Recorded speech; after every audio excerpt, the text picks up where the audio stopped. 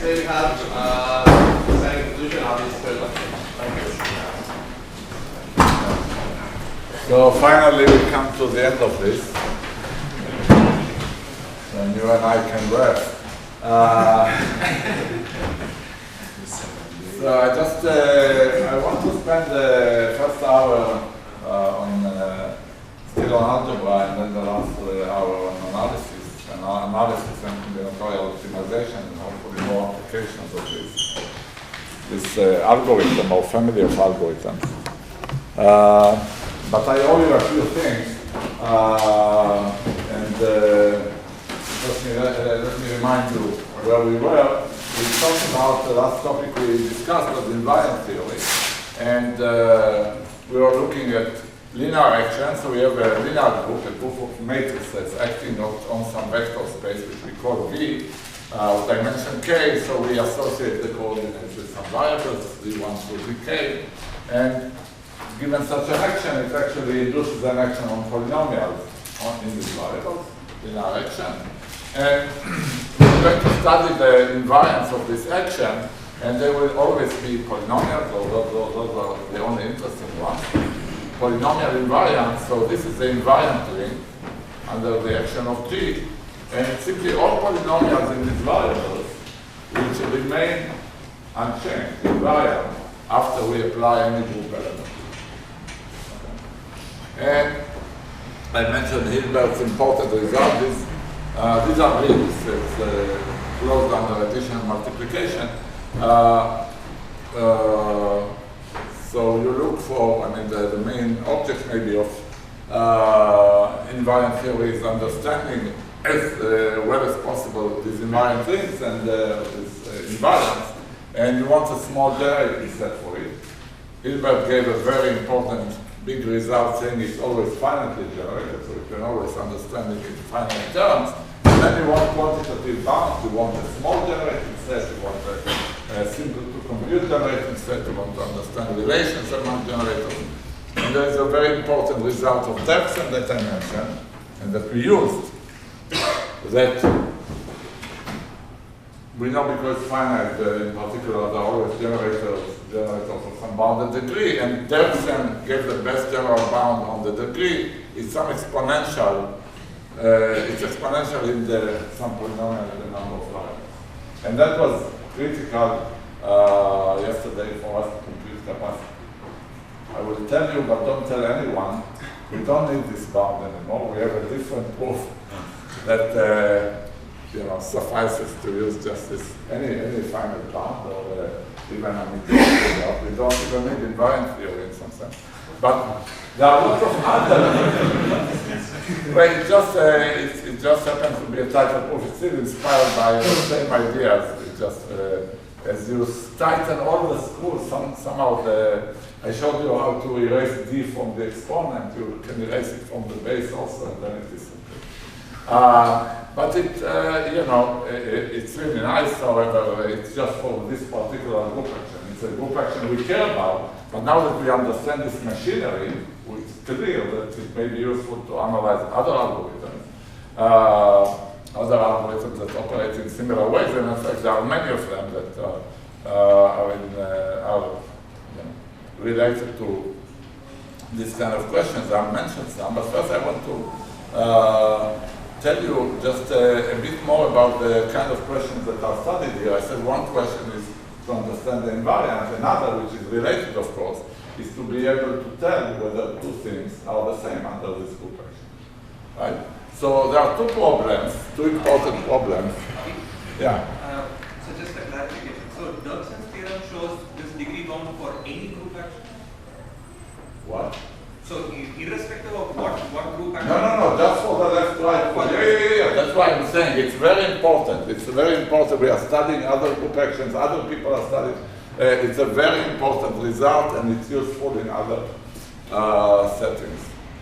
So it just happens to be that for this particular thing. Yeah. Anyway, I told you, don't tell anyone. No, it's in the paper, in the final version of the paper, so you can read it. And it goes very much along these lines, but it's just tighter.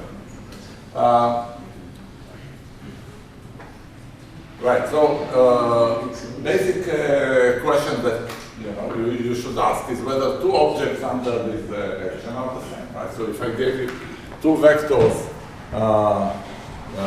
u and v, in v, is f to the k, you would like to know whether, so let me denote, gu is called the orbit.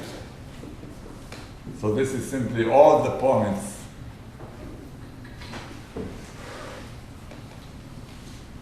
okay.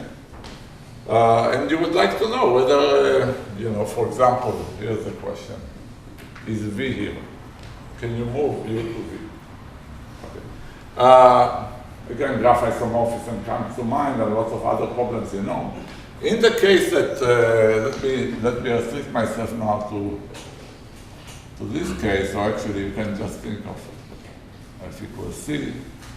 You want a topology on the field. It turns out that so in this case, which is our case, there are lots of, anyway, let's talk just about this.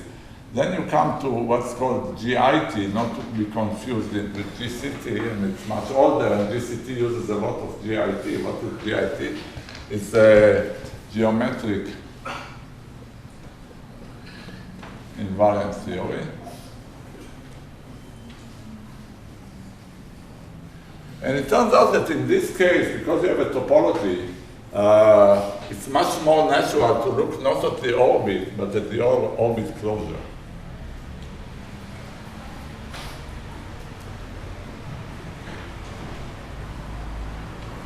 Okay, closure in the usual topology, just whether you can, so now you would ask questions like this, whether V is here, means you can approximate, let's say, in the L2 norm, arbitrarily V by, there will be a sequence of matrices, a sequence of elements that bring you as close as you want to V. Now, those of you who were in the last lecture, and those of you who know GCT, and those of you who know Strassen's work on border end, and lots of other examples, make it very natural. I mean, you should recognize this. You should recognize that this question is interesting and arises in all these contexts. So somehow this approximation is by an orbit is more important, at least in this context, than having exact equality. And in fact, this is precisely the reason that the definition of matrix scaling and the definition of operator scaling were approximate definitions.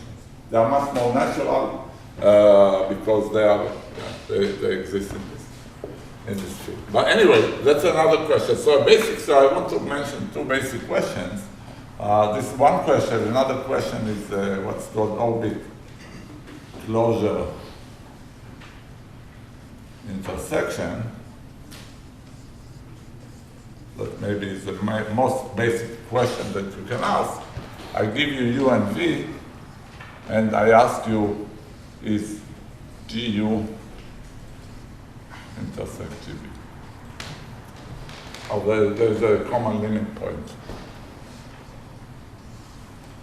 And that's the most basic question, and the importance of this question, or the importance of GIT, so I should put here that the main builder of this theory is Mumford.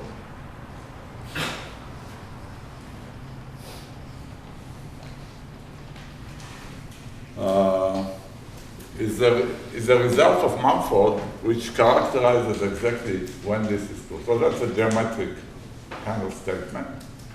And what it proves that in this, geometric setting, GIT, this happens if and only if what you would want to happen, Clearly, as you move U with the group elements, invariant polynomials remain, the value of any invariant polynomial on U remains the same. That's what invariant means, right?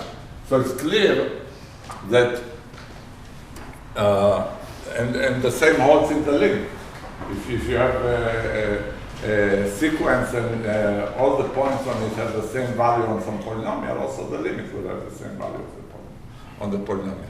And it turns out that this is if and only. So to study this question, all you have to understand is the invariant ring.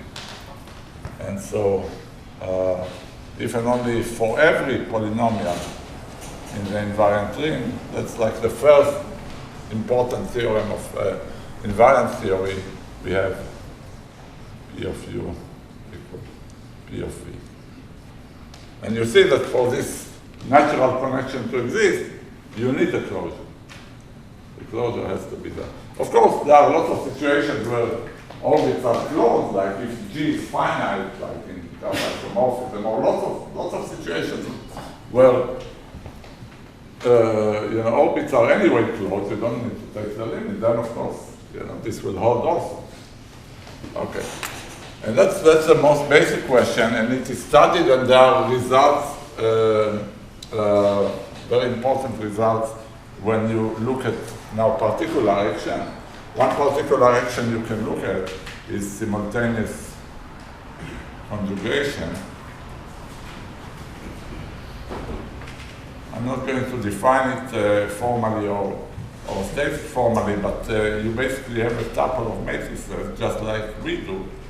But the way you act on it is by pre and post multiplying it by the same matrix, or rather the inverse. So you have here, let's say B and B inverse.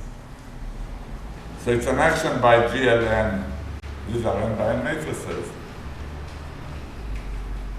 Action by GLN. Not two copies of GLN, left and right, but just one copy. This action, simultaneous conjugation, is very important. It's well studied. And the algorithmic question, I give you two tuples, A1 through AM and A1 prime up to AM prime. Can they be transformed to each other in this sense? It's an extremely important problem. It's important in GCT also. And it was recently shown to be, so by Malmali, basically in BPP, so this problem, the orbit closure intersection, and by Forbes and Spielka.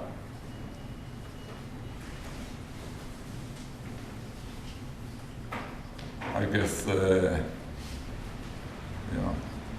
quasi-polynomial time, deterministic. So this is studied in other group actions, and I just want to mention that. I just want to mention just one other instance that you should know about of this problem, in fact of this problem. It's very important, and this is whether the permanent n by n matrices is, well, let me multiply here, it's n minus n. So I just want a degree m polynomial, is in the orbit closure, I'll tell you what G is, determinant.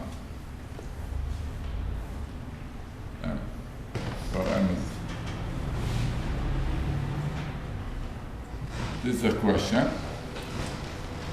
Here the action of the group is simply you take, so this G, maybe I'll, you take an m by n matrix of variables, let's say, inside J.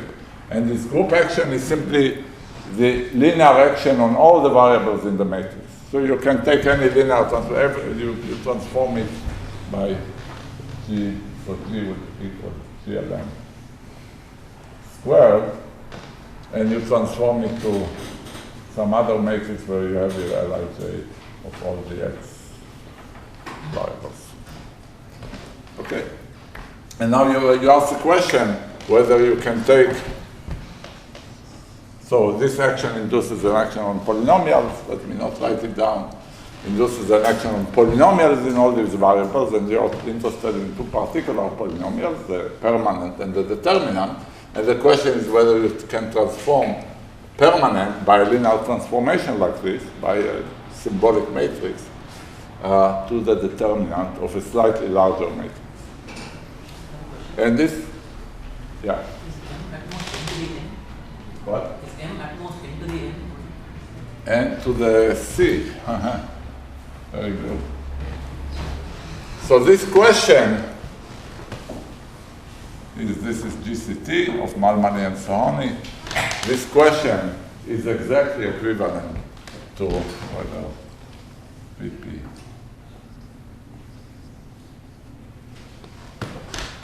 Okay. So again, this problem, I mean, that's the genius of the program. They put this program in the setting of invariant theory because permanent and determinant are very symmetric polynomials. In fact, they are defined by the symmetry. You want to use invariant theory. That's the plan. I don't know if it will succeed or not. But anyway, so that's one natural problem.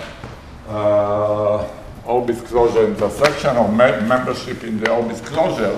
And the last problem I want to mention, and just to put a context to the problem we solved, is a very special case of orbit closure intersection. You just, instead of asking whether you have GU closure, instead of asking whether a particular element in it, you just ask whether 0 is there.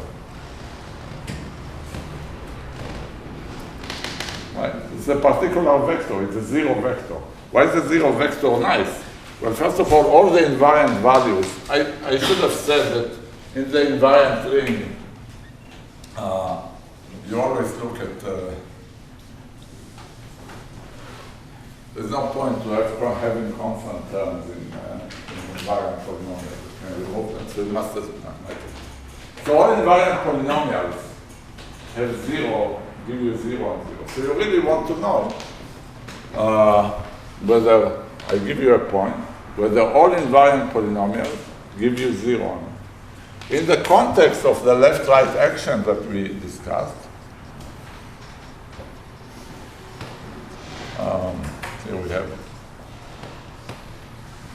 period post multiplying by a vector, we know what the invariant polynomials are, right? So this was a question whether for all D and for all matrices Dm we have the determinant.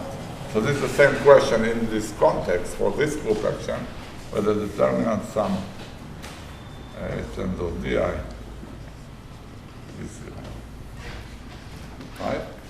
This was a particular question for us. So we solved the null-con problem in polynomial time for this group action.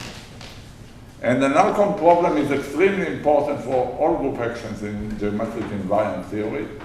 Why? Because of the very basic picture I told you yesterday, that we have all this GU, and, or maybe without the closer is above GV, and so on.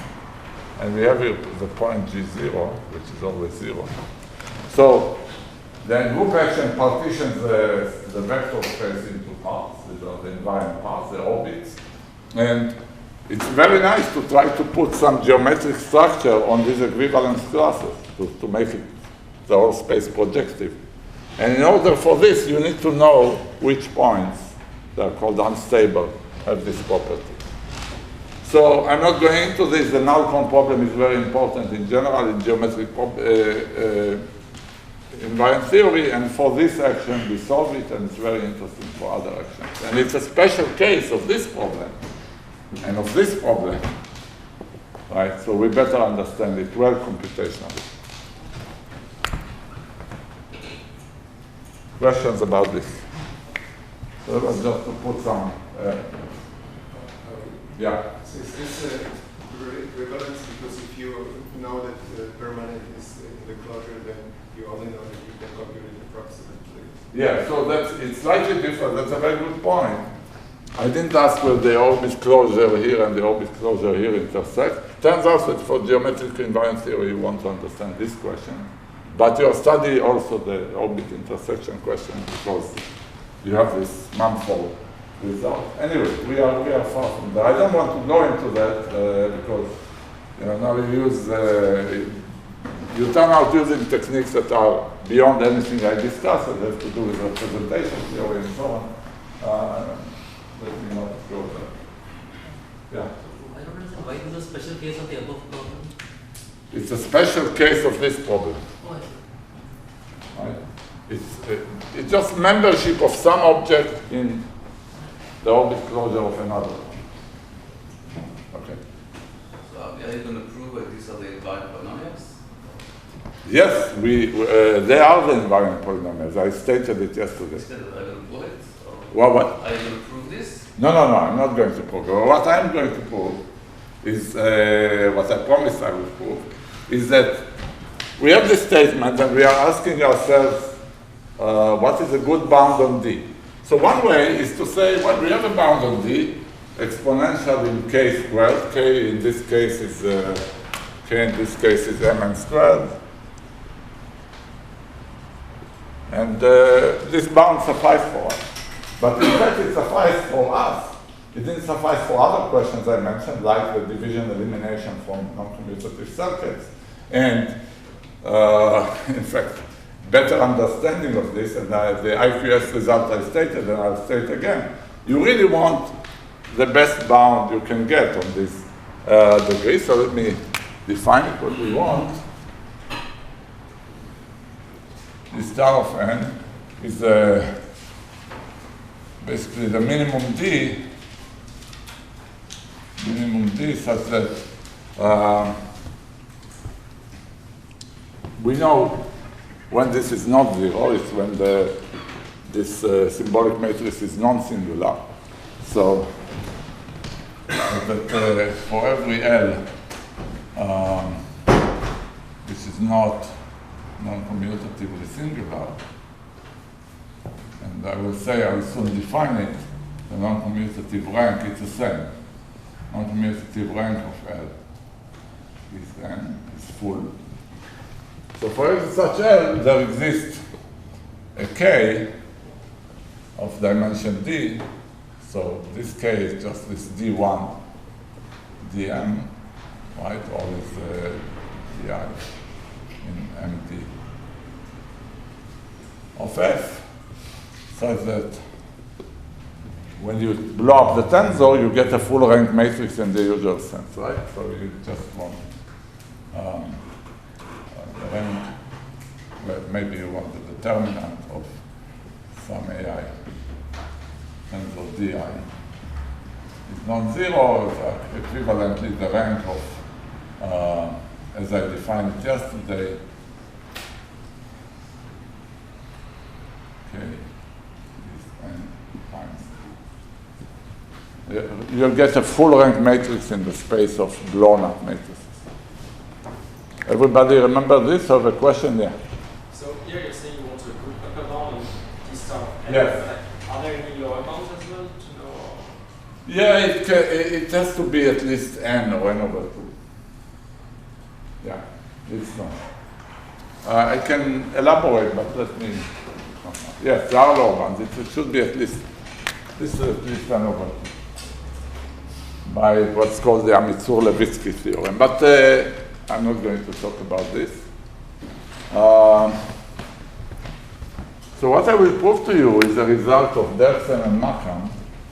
Maybe I should do for once write their full names. Dersen and Makam from 15 or 16, I'm not sure, maybe it's December 15. This star of n, of n minus 1. So it's much, much, much better than this general bound. Okay, and I want to prove this. And in order to prove this, I want to tell you first a little bit more about commutative rank and non-commutative rank. Everybody? Yes? What is that? Is it how general is this? What are you looking at? A specific group action or what it is? Is it just the repeat action? Well, as I defined it, there is no group action, but of course it's for this group action. Yeah, I mean that's a group. It's just a question about tuples of matrices. Now we are back to symbolic matrices, if you want. Right? just symbolic matrices. We have a notion of non-commutative singularity. I already defined it. I'll define it several times more now. Okay. So again, A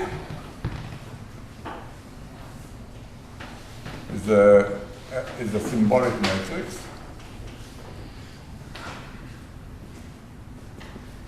And I want to return to this definition of singularity and non-commutative singularity, and actually the more general notion of rank. We know what rank is in general in the commutative setting. So let me tell you in the commutative setting. And so the symbolic matrix, right, is L of x is the sum of ai xi. And now we can separate the world into the commutative xi commute and xi don't commute. Okay, so what is the rank? I want to define what is the rank. So let me define this C rank of L. And you know what it is. It's the minimum R, such that I can write L as, let's say, M times N, right? Well, this is N times R, this is R times N, right? Product of two narrow matrices. Right, and I get L. And the important thing to ask always, what are the entries of these matrices? So which entries should I allow these matrices to have? Rational function. Rational functions, right? So all these entries have to come from f of x. And then it's a definition. This is the definition. What happens here? So the same, NC rank of L is the minimum R, so that it's the same, L is Mn. And again, this M and N are N by R, R by N. And what should I allow for the entries here? Yeah, very good.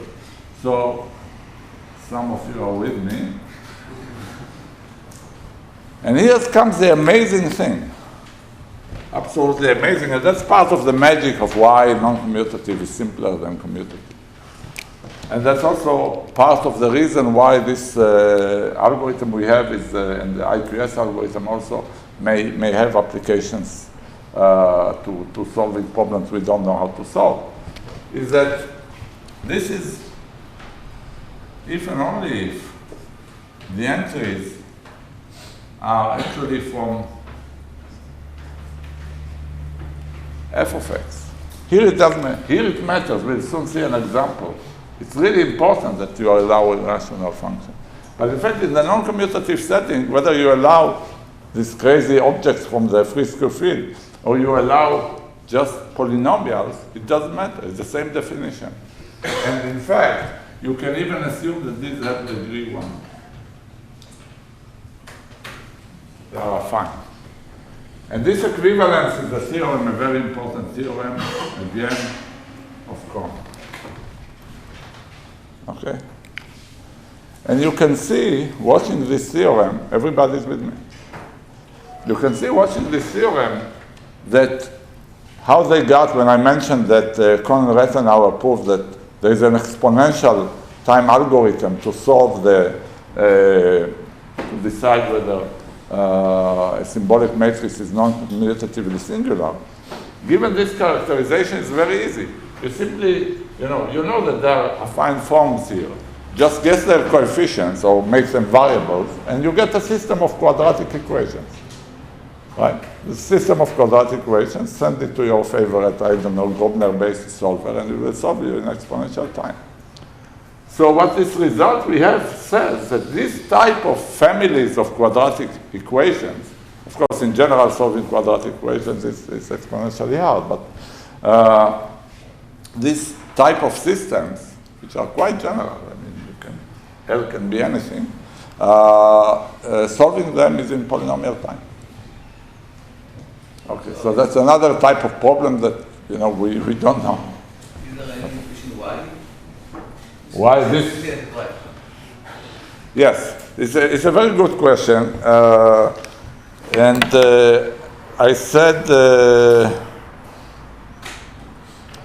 yesterday, and you will see it coming back again. The non-commutative world is more rigid than the commutative world because of the ordering. That there are less relations. The simple answer is this is the answer. A more advanced answer would be the following. We have the Euclidean algorithm, right? The usual Euclidean algorithm used in GCD. It works over Z. It works over univariate polynomials. You all know it. Does not work over higher degree. Over polynomial. Does not work over polynomials of 2 or more variables. Those of you who don't know what I'm saying, that's okay, right? It just doesn't work. However, as Comp proved that it's not very difficult, if you look at non-commutative polynomials, then the Euclidean algorithm generalizes to polynomials of any number of variables. This is used here. Yeah, I'm sure I didn't satisfy you, but it's a different world, and you have to get into it. Some of it is, of course, not obvious. Yeah. So the same theorem will hold for if you choose any matrix over here. You're assuming L is degree 1. Yes. But it's only 1. Yeah, so if you take a matrix of polynomials, all you will need in the factorization is polynomials of that degree. And there is even more structure I just don't want to tell you about. Yeah. So you actually find factorization or just prove that you can... Very good. So this is just a definition. We don't find the factorization, but IQS does. So because of this theorem, the polynomiality of our algorithm, GGOW1, was all we needed is an exponential bound. For the IQS algorithm, which I'll mention again, you'll need this. Maybe I should just mention it. Once this was discovered, then also I should now write the names again.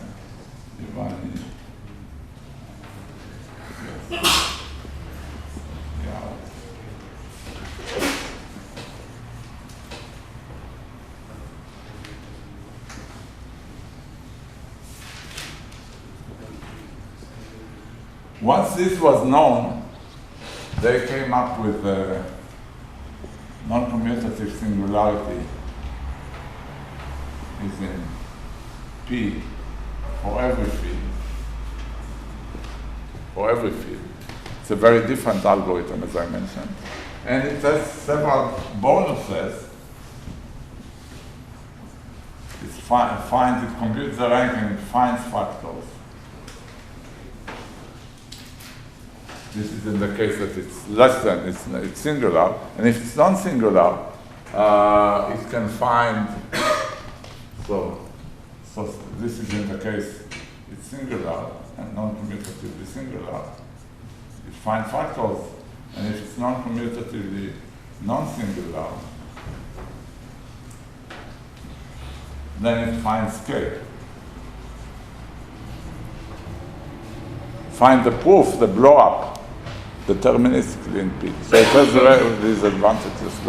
It's beautiful. And like I said, I'm not going to explain how it works, but just as a one sentence, it's a linear algebraic analog of the bipartite matching algorithm. There are some notions of augmenting paths in this high-power tensor space, and it uses some extra properties that I'll tell you about that, again, explain in some sense why the non-commutative world is different. Okay, so I really want to prove to you the bound, so this is where we are going now. Okay? So, let me So that's another elementary definition. I now gave you another elementary definition of non-commutative singularity, and of course of rank, but I'll give you more, and they are results of Kohn.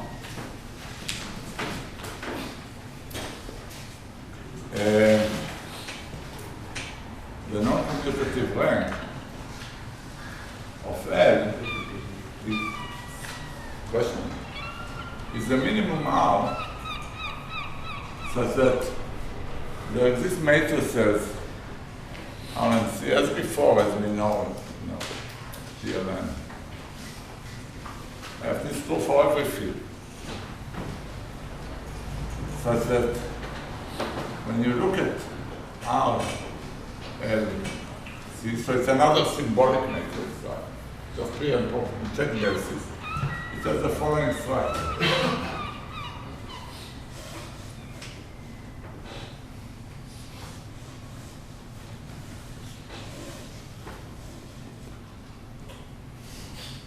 You can transform it just by changing basis to a matrix which has a huge block of zeros.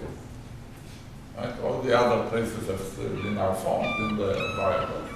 But a huge block of zeros, the sum of I and j is exactly R. What does it remind you of? Hall's theorem. Hall's theorem for perfect matching says that, the maximum matching is of a certain size if you can find a block of zeros of complementary size. It's a linear algebraic analog of. And in fact, of course I'm not going to prove this, but in fact you should see that this is equivalent. So now you can think of all these equivalent theorems of Kohn. It's equivalent to saying the following, that there exists. Okay, let me state two just as for the special case of non-commutative singularity, but you can do rank, I guess. Yeah, no, I'm not. Let me just say L is singular. It follows from this list.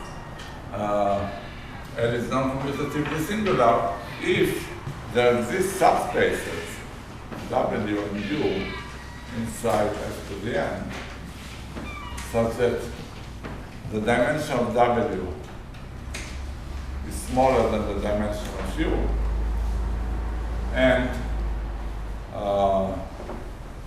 AI U is in W. It's another way to interpret the whole condition. Right? There's a set which shrinks in the bipartite matching from the left to the right, for example. So if one direction is obvious, the other direction is not obvious. And these two are the same. I mean, this is more elaborate because it talks about the rank.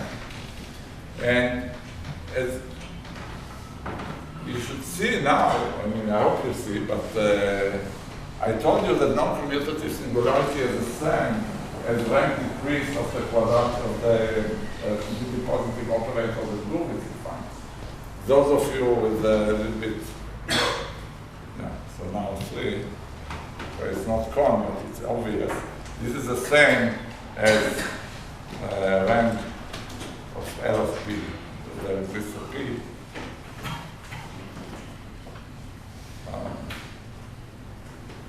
Positive definite matrix.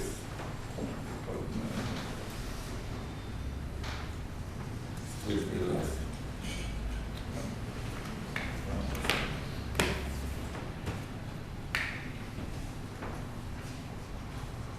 So we are back to go with. That's all. Now, how do you prove a bound? Questions? How do you prove it? So we have this non-commutative singularity. We want to prove a bound on this dimension. In fact, just before this, let me state another important fact. So I have a question. Yeah. So here P would be the projection to you. Yeah, the projection to you. But somehow, so does it mean that you don't need to look on all PhD matrices, but just the projection? Yes.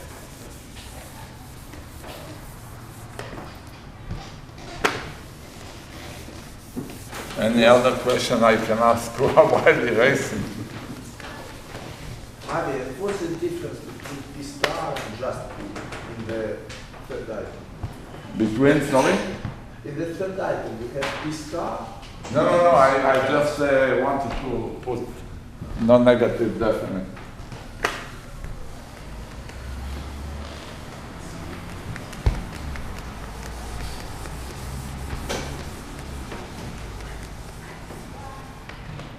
So I did it as an exercise that if we are commutative, so the commutative rank, C rank of L, which we define, but if it is R, this is a result of Landers,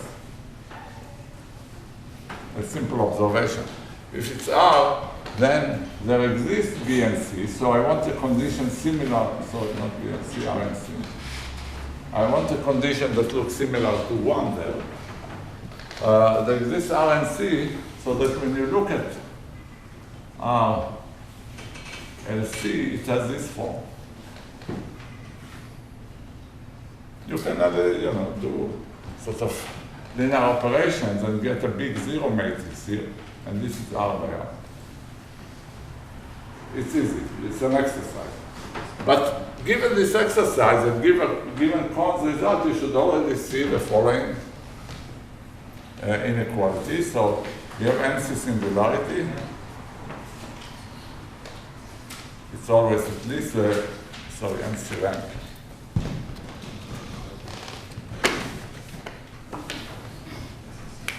NC rank of L is at least the commutative rank of L. It's always true, and that's easy. And it's at most, by these two characterizations, at most twice the commutative rank of L. And that's why, as I mentioned yesterday, we get a factor 2 approximation of commutative rank. So remember, we are interested in commutative singularity.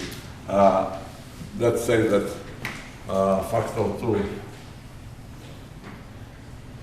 approx of C rank is in P.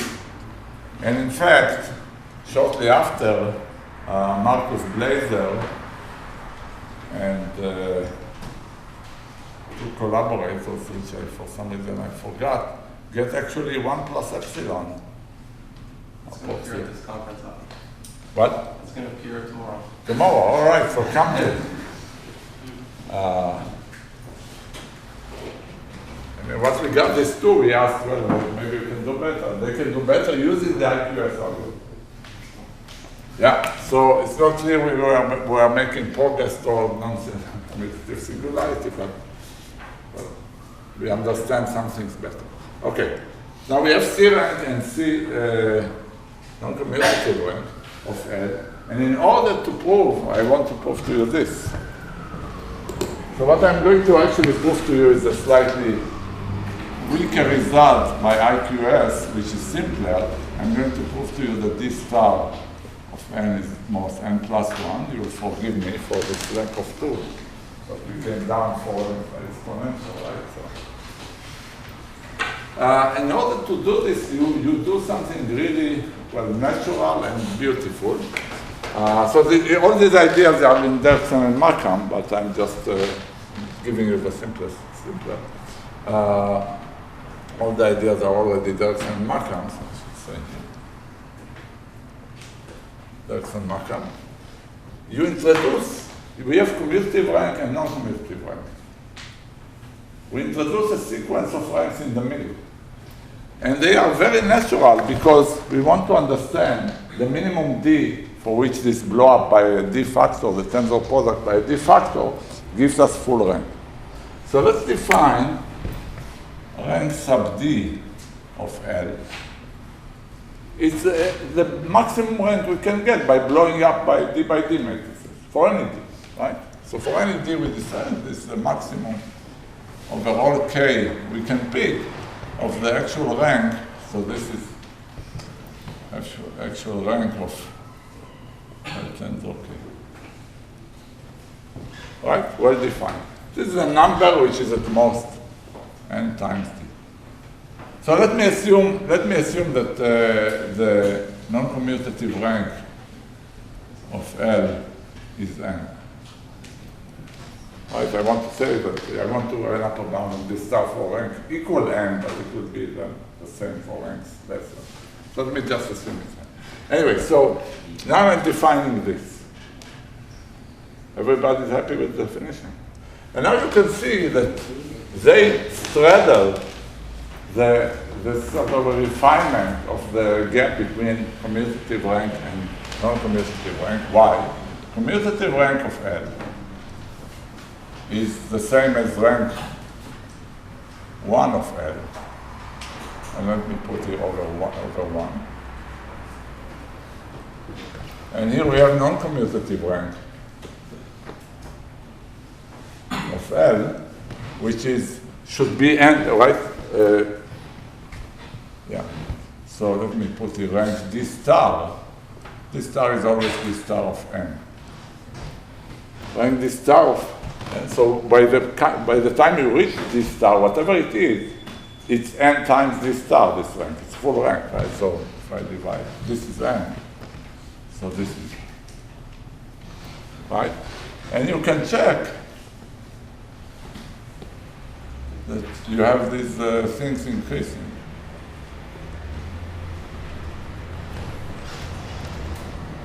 Okay, I'm not proving this. And here comes the amazing fact. This amazing fact is again IQS, but it really directly follows by Amitzur. From Amitzur, the same Amitzur result I mentioned yesterday about the fact that you have where you're computing this Frisco field with generic matrices. You all the time either have full rank matrices or zero matrices. You never encounter ranks in the middle.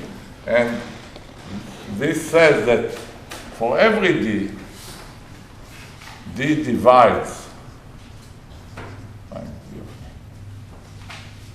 for every D and every L.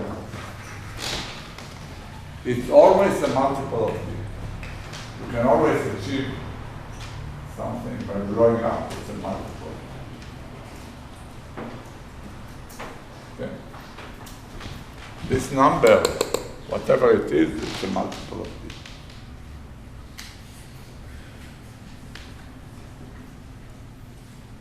If you digest this, we have like 3-line proof now of the upper bound on this stuff.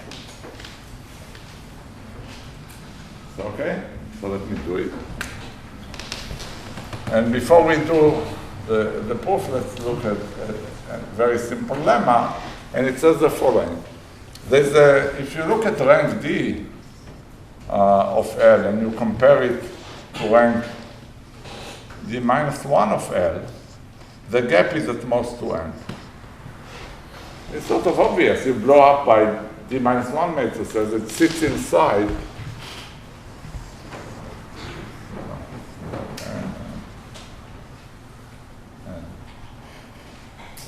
So you blow it up by D minus 1 times, and here you blow it up, that's a D time. So this thing, this blow up, sits inside the D blow up. And the rank can increase by at most this n and this n. Everybody's happy. So that's a very obvious thing. So now, what is this star? It's the least, it's the smallest guy, right? So that the blow up by this star gives us a full rank matrix. It's the smallest. So if we look at this star minus 1, the blow up shouldn't be as good. So we know that rank this star minus 1 of L is smaller, strictly smaller than n, which is the rank of this tensor times this star minus 1. Right? But that's what we know. This is just by the definition of this star. Right? Right? Otherwise, this star would be this star minus 1.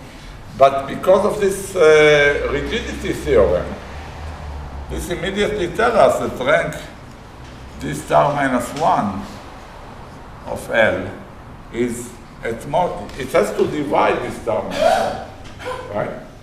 It's rigid. It has to be a divisor. So it's at most n minus 1 times d star minus 1. We immediately get a gap, get a boost. And that's the key to everything. Because on the other hand, we just apply this. This is at least rank d star of L minus 2n, but this is equal to, exactly, we know, this is nd, right? So, and d star. So this is d star minus 2.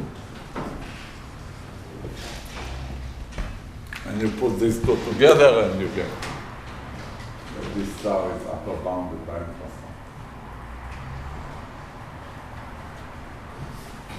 1. Amazing, no? You didn't explain why this inequality. I just think it was not. This? No. It's not important. I didn't use it. I didn't use it. I didn't use it. I'm just telling you this. This is, you don't have to, you can ignore it if you don't, or prove it.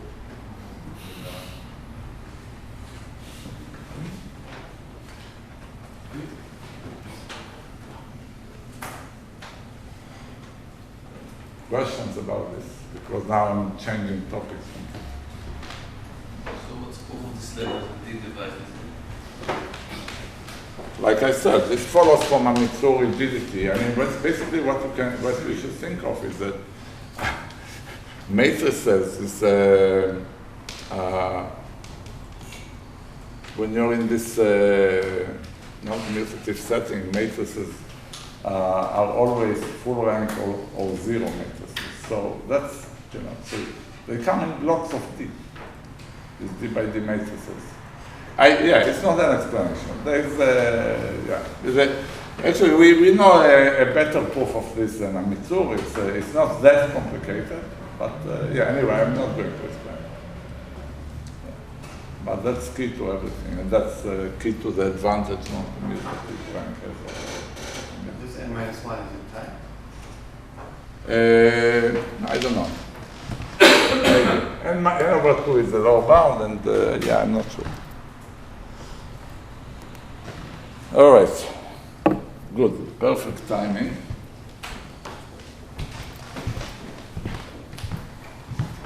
So you should think about everything when I erase the balls.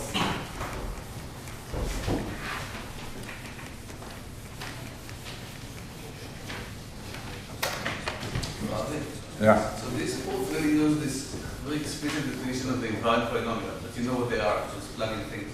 So Yeah. you never prove that it doesn't use it? This doesn't, everything So that... everything you use that you know what is this rank, it's the sum of the AA tens or this matrices, yeah. which are the invariant polynomials. Yeah. But you can sort of hope to have something that comes just from the group action. Yeah, so I think you can do it, yeah. I think you can have, you don't need actual characterization.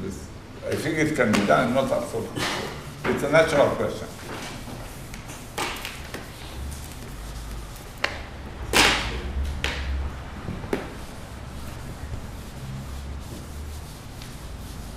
Okay, so what I want to tell you about now is another paper. It's a sequel paper that we wrote with the same guys, Ankit and Leonid Gurvitz and Rafael Oliveira. And we got to it sort of accidentally. So Zev mentioned to us that upon seeing this work, he said that it reminded him of the Braskamp-Lieb inequalities.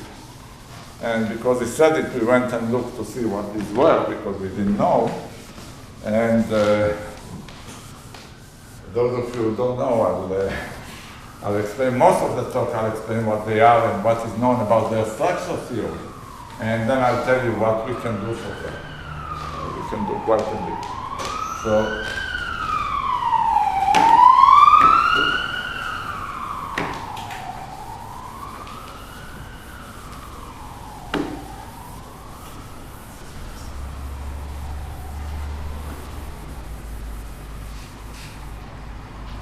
So the propaganda for the Braskamp inequalities, which I always like to write before, so I probably will not, and I didn't, is that they are a vast generalization of lots and lots of inequalities that are extremely important in all the various fields of mathematics. Some of them you heard about, some of them you didn't hear about. We'll see that Cauchy-Schwarz and Helder inequalities, Brun-Minkowski's theorem, which is seems unrelated. Minkowski. Hypercontractive estimates. So Ryan should be happy.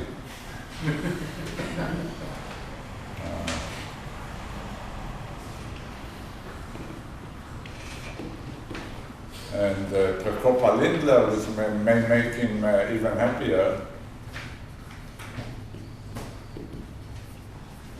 because that's the next thing you need to use somewhere in one of you.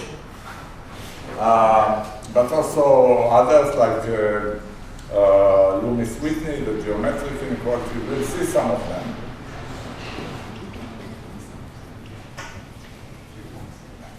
And I can list probably 5, 6 more. And they're really, all from different. What? So there are lots of them, and they're all special cases of this Braskamp clip.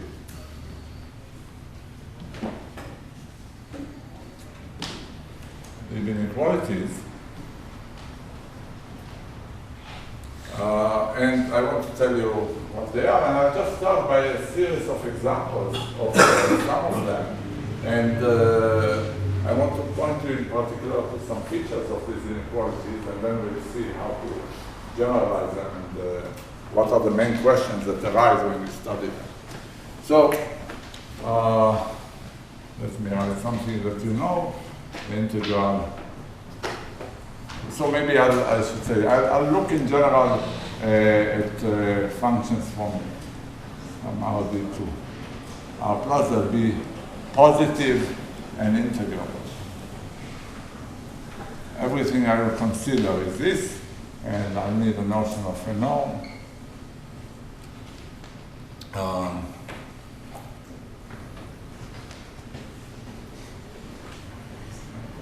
A P norm, but I'm going to put P in the denominator.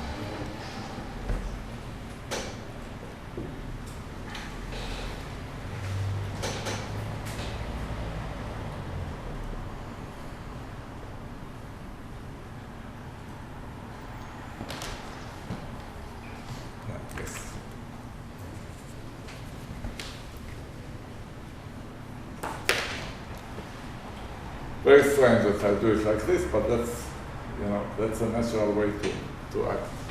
So here is an inequality. This is Cauchy-Schwarz inequality. If you have two functions, f1, f2, from R to R plus, then f1 x in R, 1 of x, f2 of x, more f1.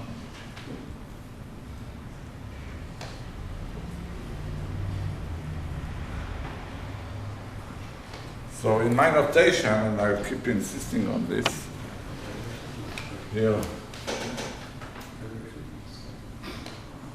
So this is this first norm, and that's the second norm. So P1 equal P2 equal 1. Just in this notation. Yeah? You want a P in the exponent? Maybe I want to.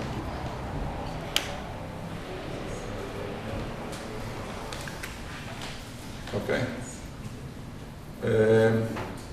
Yeah, so I just happen to want this. This will make sense to you soon. But anyway, that's just Cauchy-Schwarz. One thing, whenever you see an inequality like this, I want you to immediately start thinking, can I generalize it? One way to generalize it is ask whether the norms that appear there can be different. Right? You are trying to. We will always try to estimate some integral of product of functions. And of course you can, you can, because of Helder inequality. Says that you can actually put here, actually 1 over P1 and 1 over P2 as long as P1 plus P2 is 1. Right? So there are other upper bounds. You can take other norms, but they still provide upper bounds. Very good. That's a very simple example. Let's move to an even simpler example.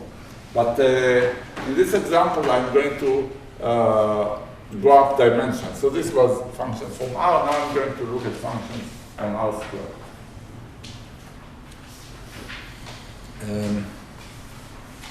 So I'm going to live in R squared. In fact, my functions will be sort of x1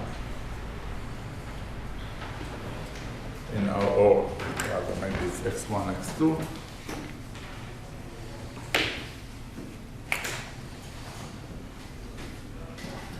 This will be my x. So I will have two functions, f1, f2 as before. Oh, maybe I should draw a picture first. Here's it. Oh, actually.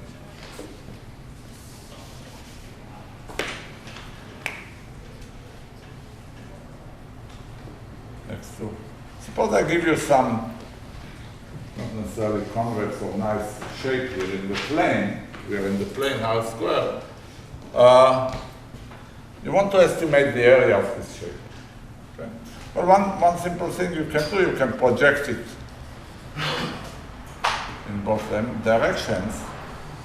Right? So this will be some length L2 and this will be some length L1. And you know that the area of S is at most the length L1 times the length. That's very simple. Everybody agrees. It is a consequence of a sort of a trivial, not even inequality, an identity. If we look at the integral over x, so x is x1, x2, and we look at f1 of x1 times f2 of x2, well, of course, they separate. So this is exactly the norm of x, f1, 1, maybe I should. So all these things I want to write in blue.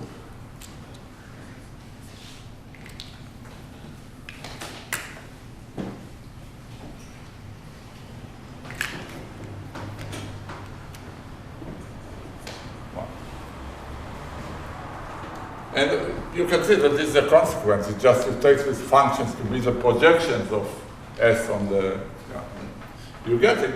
But I want to say that if you wanted here, even with an inequality, to replace these two norms, you could. The only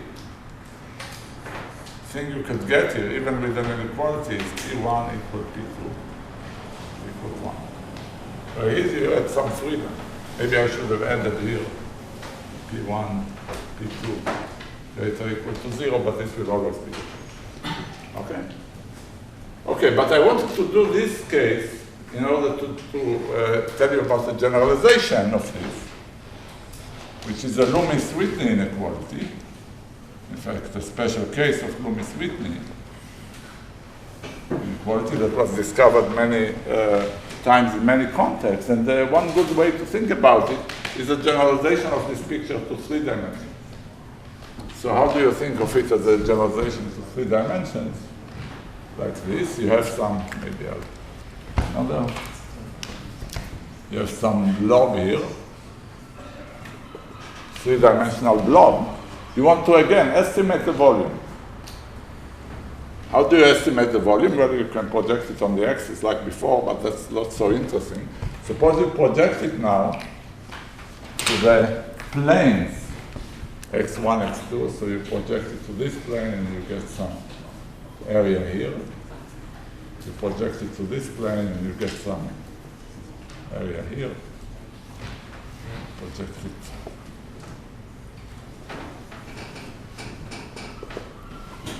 Now suppose I tell you, so this was some set S, and this is I know what A1, A2, A3. What can you tell me? Suppose I wanted to bound the volume of S by the area A1. I'm almost writing everything just in more space. What functions of these three areas should I put here? Square root. Yes. The square root of the product. Very good.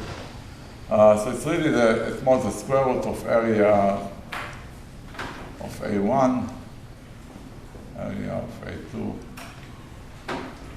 area A3. And many people have seen this in, it's easy to prove, in many contexts. You may have seen, for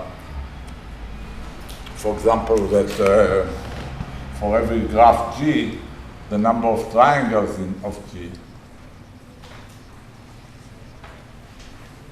is at most the number of edges. What should I put here? 3/2, the same theorem.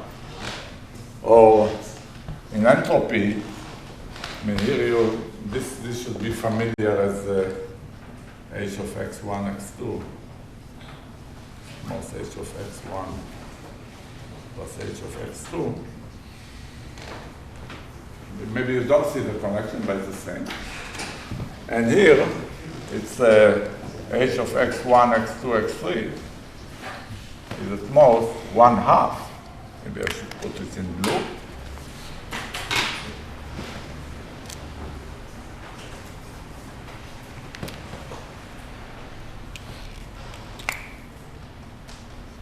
H of x1, x2, H of x1, x3.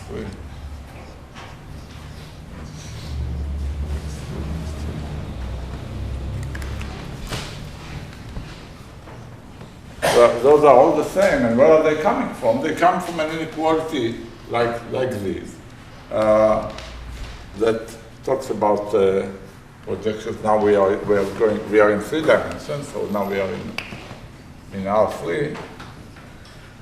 So the integral. So now so now the functions I took here the functions were projections to 1 dimension. Now I took projections to 2 dimensions. So now when I'm evaluating some functions of these 2 dimensions, so here it was the length was 1 dimensional, here it's 2 dimension, is this, in this particular case it's the areas. So now I'm going to have 3 functions, f1, f2, f3, from R2 to R1 plus. Where will I put the plus? Okay. And the integral over x, which is x1, x2, x3, f1 of pi, let's say 2, 3 of x. So this is just x2, x3 times f2 projection of, let's say 1, 3 of x. This is just x1, x3 times f3 is the same thing. Right. Is at most 1, f2, f3. And what norms should I put there?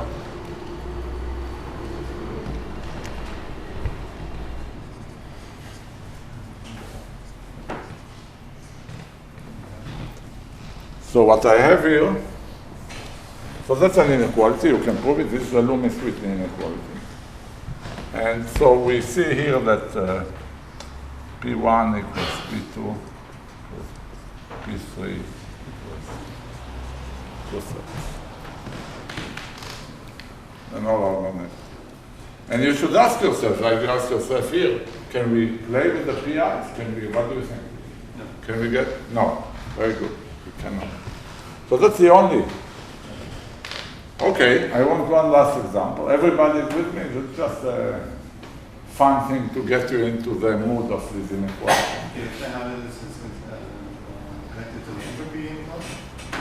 I won't, but you can see that this is the equivalent for continuous distributions. And, yeah. It's the same. And I should say, those of you who know, I'm not going to define it. There is an extension of Loomis-Whitney, which is called the Shearer inequality. Shearer. Which also has a similar form, and it's even more general. I just want to give you one more example.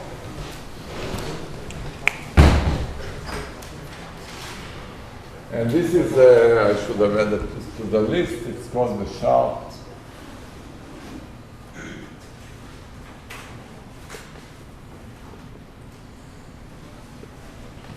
How many people have seen this inequality? Chart is not a name, Young is a name. It's not clear who is what is what. Anyway, Young charts is I'm going to go back to 2 dimensions, so this kind of problem. So you always have some estimation problem, and you have some projections you want to understand. Let's say in this case will be the area again. So we have this. We have some shape here. S. We want to estimate its area. So like before, we can do its projection here. We can do its projection here. But suppose somebody gives us more information.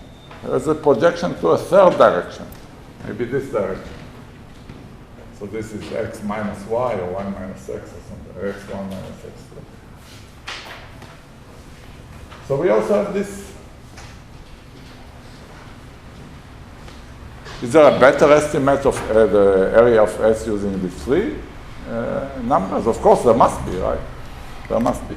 And so the reason, it turns out that the area of S is at most, now I have to remember what it is.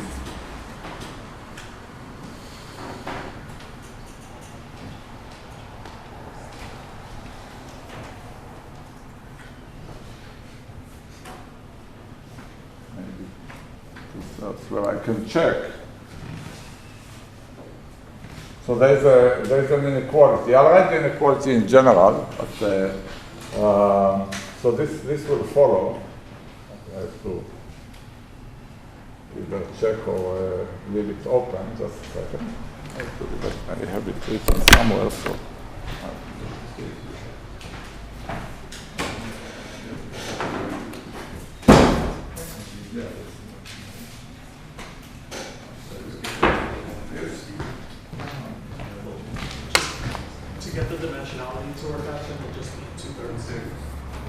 Yeah, so that's a good way to find it. Just get the dimensionality right, but I'll just cheat a little bit.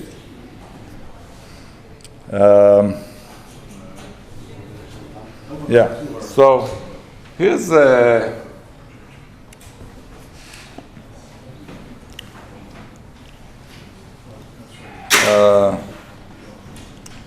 yeah, so this is 2/3 again. What is that?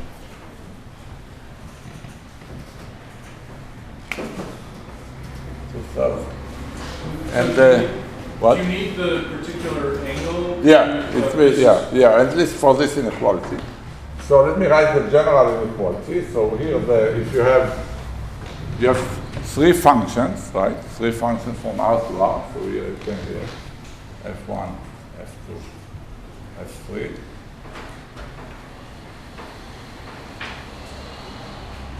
And plus the integral of F1 of, now we have the projection in the x1 direction, right, of F. So here x is x1 and 2 times F2 applied to the projection in the 2nd direction, x2 of x, times F3. Now applied to the projection in this real direction, x1 minus x2 of x, is at most, and now comes something bizarre. Yeah, so I guess I forgot something. There was a square root. Yeah, there was a constant. Square root 3 over 2. So first of all, you see for the first time an inequality, and all the other inequalities somehow, the constant was 1. Sometimes you need a constant. In fact, this is the optimal constant. So you have here square root 3 over 2, and now you have these norms 3/2. F1.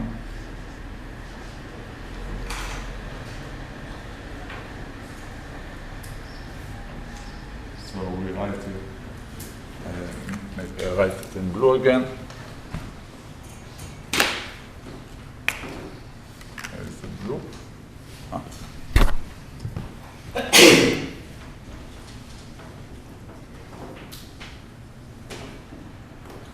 Okay, so we got some non-trivial inequality. It's useful because more projections give you more information. And you should ask yourself the same question we've been asking ourselves throughout. Are these the only norms I can put in? What do you think? Are they the norms? What? What was the question? I couldn't hear the question. Yeah, that's the same question I asked before. Can we replace the norms with something, with other norms, like Helder? Helder we started with because his class was half and half. We could. It's, here we could, in Loomis Whitney we couldn't. What about this one? Well, I mean, you wouldn't know the answer, I guess. I didn't know it before. Should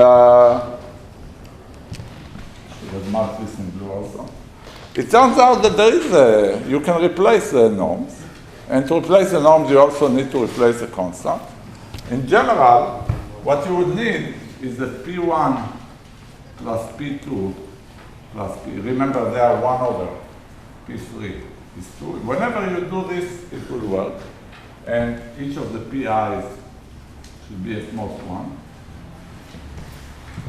So whenever you do this, you will get an inequality like that, and the constant will change.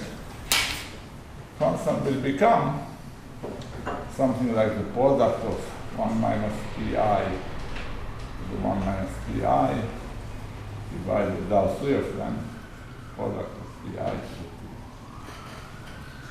And maybe square root.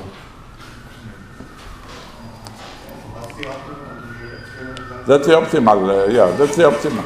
What's the optimal example? I don't know. Yeah, so all these are types. Maybe a triangle or something.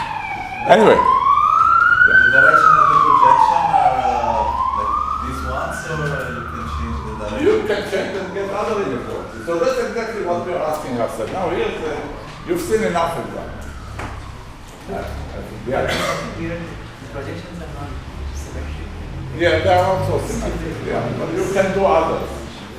Yeah, anyway, it is, like I said, that the Sharp-Young inequality proves it. I want to tell you, there are questions, Miklos, you have... There's the connection with Shira. Which? The connection with Shira. Okay, so now I want to tell you, I can erase this because that's the easy part, is the holder. I want to tell you the general setting. Okay, what is the general setting that they all fit in?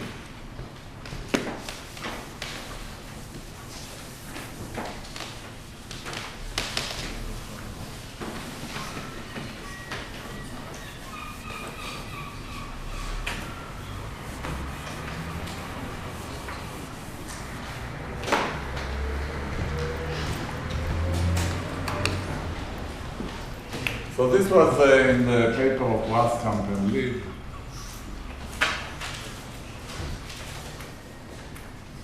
In 76, and actually it was not as general as what I'll describe. The really general one is in Lee, in the paper of Lee in 1990. So what do we have? I'm going to tell you the data that went into each of these inequalities. So we had some dimension R sub n. That's the whole space that we talked about. And we had a bunch of projections of this space to lower dimensional subspace. So these are BJs.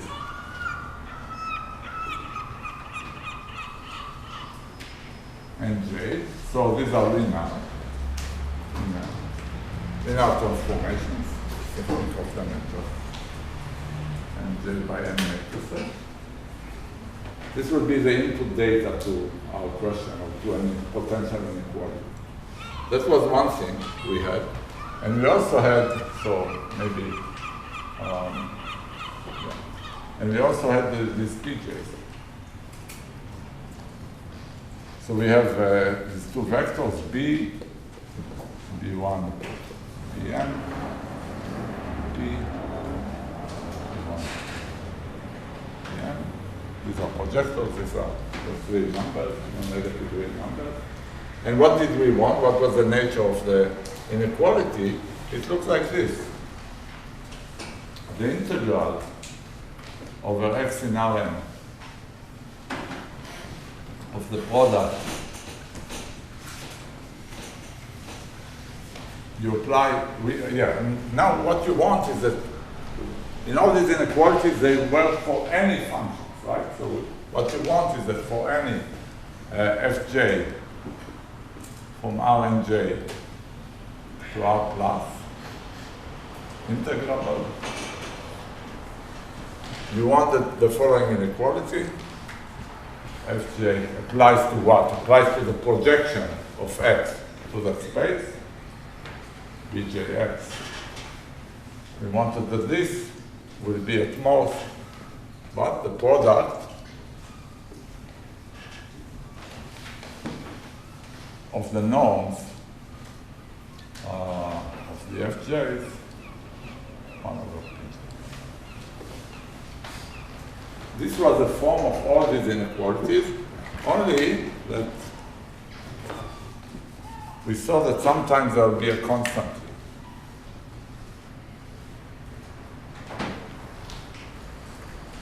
At least first you just convince yourself that all the examples I showed you look like this.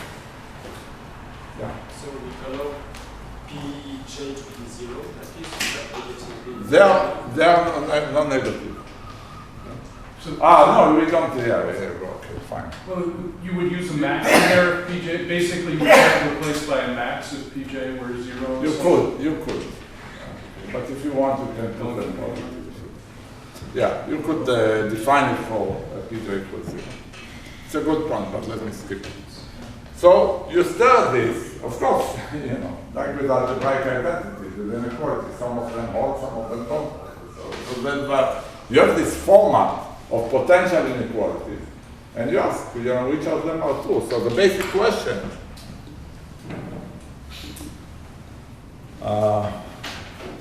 is there an inequality? So the C potentially is in 0. Maybe there is no inequality. So the worst functions don't give you any bound. So you see finite.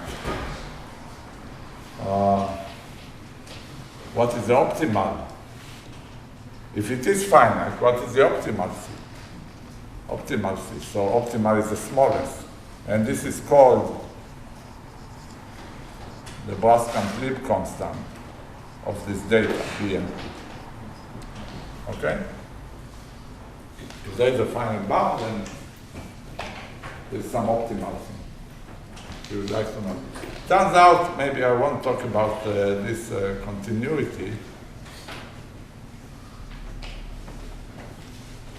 of this. What happens if you vary the beams of projections a little bit? What happens to the constant? It's very important for nonlinear versions of this inequality. There are nonlinear versions that are important because they recently led to breakthroughs in number theory and in analysis. I don't know, some of you may know the Vinogradov mean value theorem and so on. So I'm not going to go there at all, but continuity is important and we have something to say about it. So now, Is this to general class also for the extreme condition, like when the equality occurs? excuse me?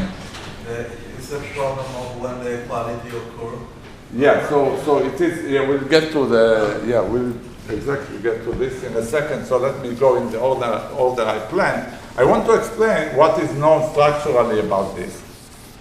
And basically the upshot of the lecture would say that everything structurally known, we can actually do efficiently in polynomial time. So answering these two questions, so this is GG or W. We can test whether the constant is finite. We can compute the optimal constant. And because we do it using the operator scaling algorithm, or an algorithm of similar to it that I'll show you, it is continuous, and continuity, we get actually explicit bounds that were not known because all the previous bounds were on the continuity, were not known because of they were just using compactness. So there were no bounds. So all of this follows. I will not talk about this, but I want to tell you about this. So let me first tell you what was known structurally about this. It's a beautiful theory, absolutely beautiful theory. Okay? Good. Questions so far? Okay, there are two sets of results, or major results. One is in Lee 1990, where he actually characterized the optimal constant. And it's the following characterization which should look familiar to you. So he proved that BL, BP, actually squared is more convenient, is a supremum over all matrices AJ. So we have one for every n, positive definite. Okay. Here we have a product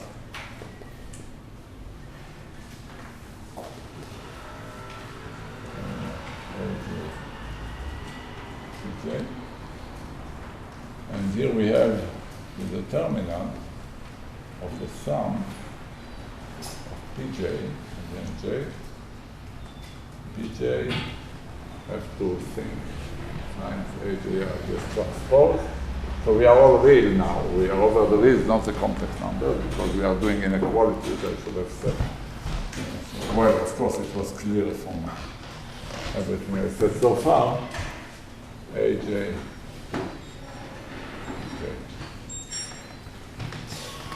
Well, okay, you look at it. That's, of course, we looked at it and we knew that we can do something with it. We must be able to do something with it, because what does it look like? It looks like capacity. There are various differences. It's more complicated, obviously. It's a supremum, but you can reverse it and it becomes an infimum. And yeah, it looks like capacity. It's a non-convex function of the input of B and P. So you can think of it as given B and P, compute this. Okay, so one thing I can tell you is that so computing is I told you this, but anyway, it's in P. And this turned out to be 1 over the capacity of some operator that's related to P and P, but I'm not going to define it. But that's one way to do it. In fact, that's how we do it in the paper. We give a reduction. So but you say computing, you mean approximating? Yeah, approximately. They're exactly like in operator scale. To any polynomial, 1 plus epsilon for any polynomial, 1 n. But I want to give you a self-contained, I want to give you the algorithm, not the analysis, but the analysis reduces to the analysis there. You can also do it directly using the same invariant theoretic tools, with the same proof, with the same Derksen bound. You can do it all completely directly, or you can reduce it. But I want to tell you how an algorithm really suggests itself, and it should have suggested itself probably to these guys who are studying this, but they wouldn't know how to analyze. Or maybe they didn't care about computational analysis. But you have a new inequality. You want to maybe check if it's true or not. You can do it. Okay, so this is one thing. Now, where should this come from?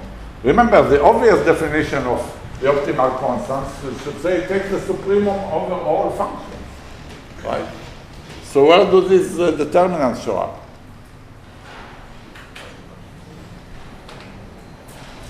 Ryan? What? Gaussians, very good. So it comes from Gaussians because what Lieb actually showed is that the optimal, the worst functions you can take for any such inequality are Gaussian functions.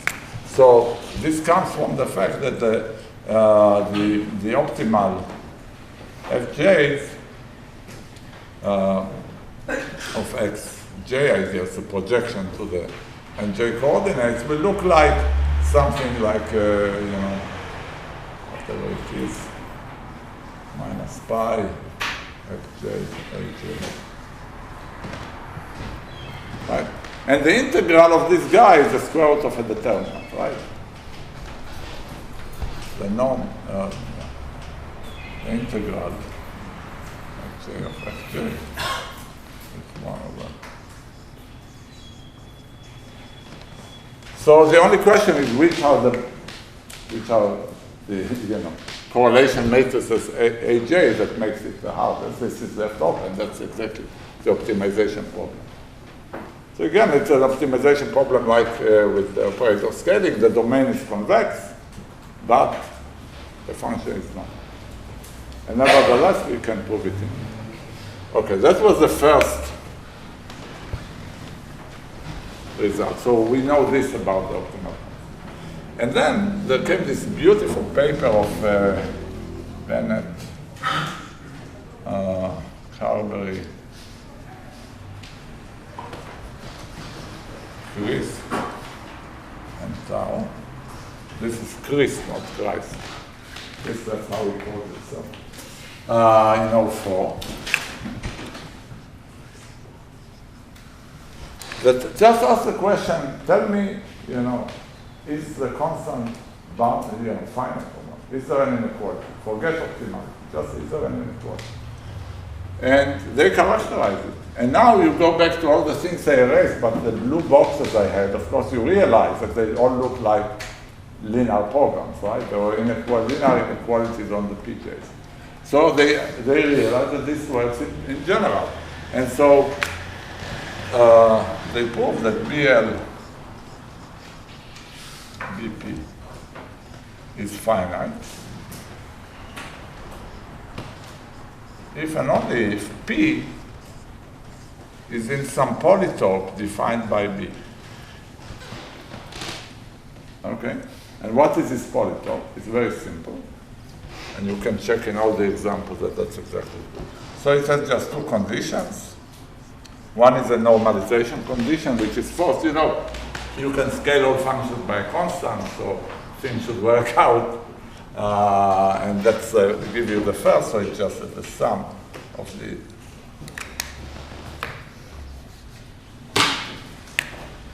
Pj and j equals n. That's a normalization condition. And then you have an inequality for every vector space in Rn. And how does this inequality look like? The dimension of V is at most the sum Pj times the dimension Pjv.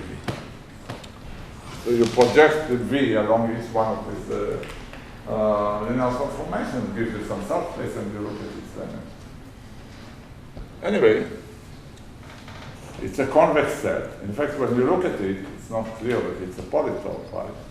Because there are uncountably many inequalities, right? But if you think about it, what numbers can appear here? These are numbers, these dimensions are numbers between 1 and n. So really, there potentially can be at most exponentially many discrete inequalities, so it's a polytope. Of course, knowing which ones are in and which ones are out is not obvious, and that's a major question. And so, I give you B and P, and I ask you whether P is in here. I ask you whether this is a feasible inequality or not. And again, we can solve this in polynomial time. So, again,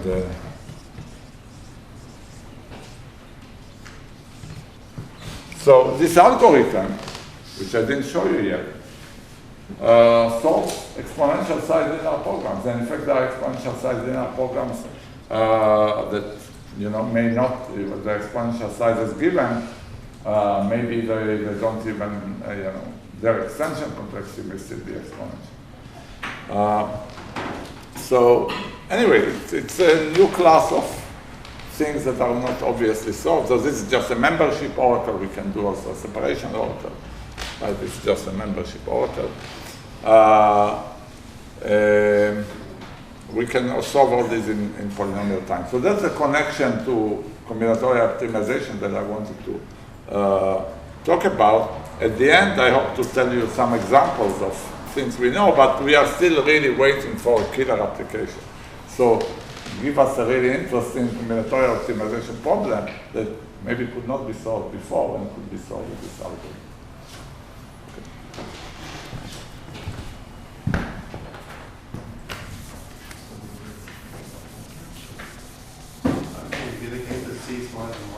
What? Can it be the case that C is smaller than 1? Yeah, it can be the case, but you'll soon see that it's not so interesting. I'll just explain this next. It could be.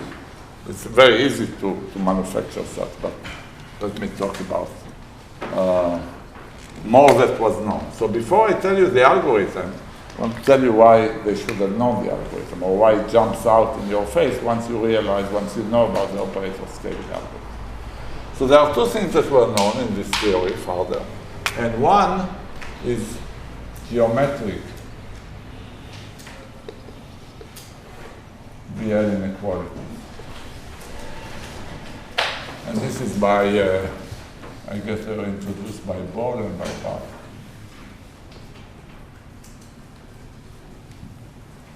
So there are just special cases of these inequalities where some nice things happen to the data. So when is BP geometric? BP is geometric.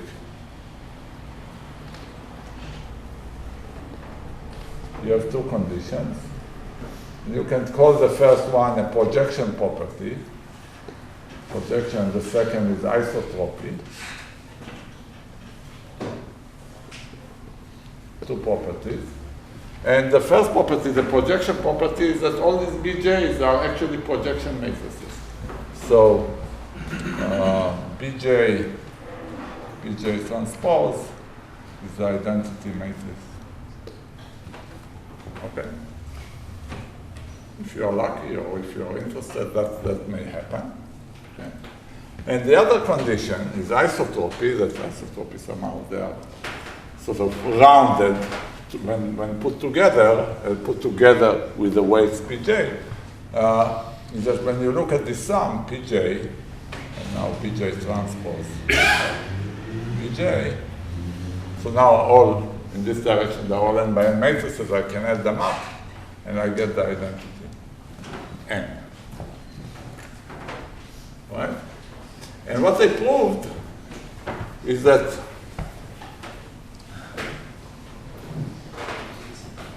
if you are in a geometric case, if you are given geometric data, meaning satisfying these two conditions, then the Braskamp-Lieb constant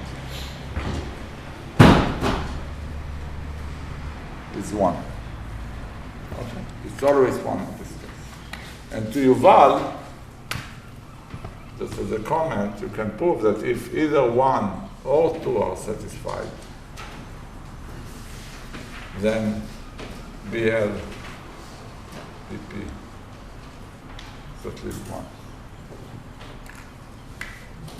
Okay, but anyway, so we understand perfectly well. In all these geometric conditions, there is an inequality, and the inequality holds with the constant 1. That's the optimal constant, which by this comment cannot be lower. And yes? For the projection, isn't it like Pj squared is equal to Pj instead of? No. Let me define it like this. That's what I call it a projection. You can call it something else. It goes back to this, when you said this capacity of some L. Yeah. Can you get any L from some B or P? I don't think so. I don't think so. It's more general. It's more general. There are other indications that I can give you, and maybe later. So that was known. That's really nice. By the way, what do these conditions remind you of? That one reminded you of capacity. What do these two conditions remind you of? Double stochasticity, right?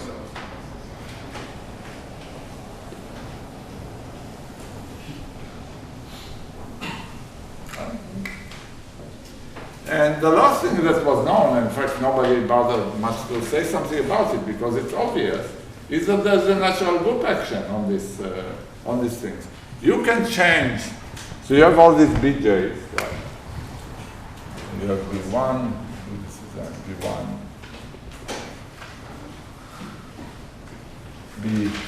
Bn. You can change bases for each one, or well, they may be in different spaces, right? You can maybe change basis on the left by the appropriate group. Right? Change in the projective space, and here you can also change on the right simultaneously the basis on the Rn. And you get other things, right?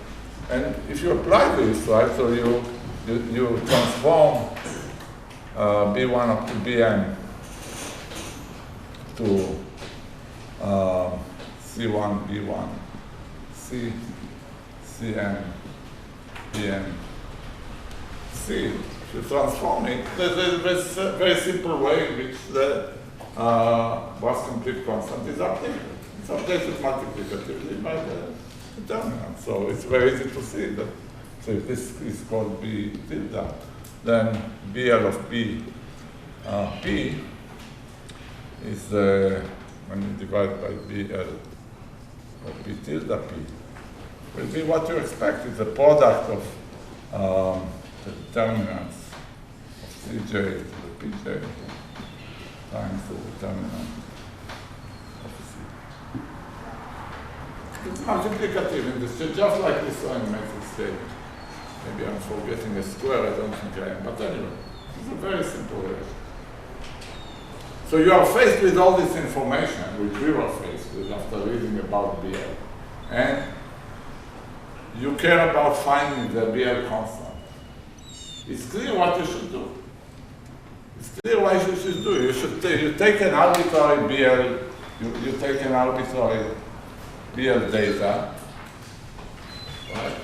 I'll give you the projections, I'll give you, and so let me bring it to geometric position, right, by this linear transformation.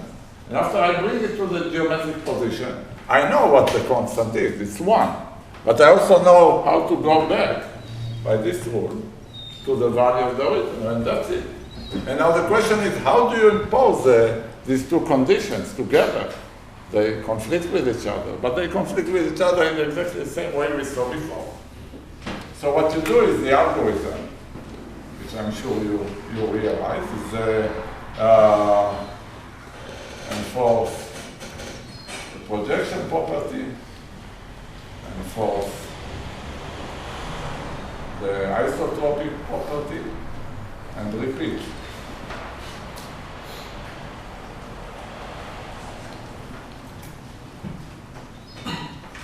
Right?